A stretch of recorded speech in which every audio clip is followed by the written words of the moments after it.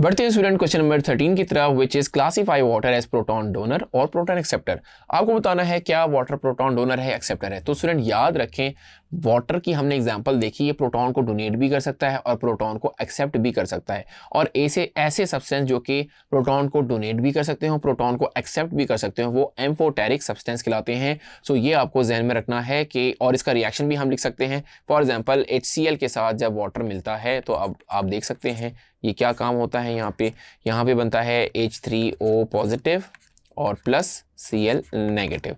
यहाँ पे वाटर ने देखें इलेक्ट्रॉन क्या किया है, सॉरी प्रोटॉन क्या किया है, एक्चुअली एक्सेप्ट किया है, क्योंकि HCl के H ने इसको प्रोटॉन दिया तभी ये H3O पॉजिटिव हो गया। प्रोटॉन एक्सेप्टर क्या कहलाता है, बेस कहलाता है, तो वाटर यहाँ पे बेस है।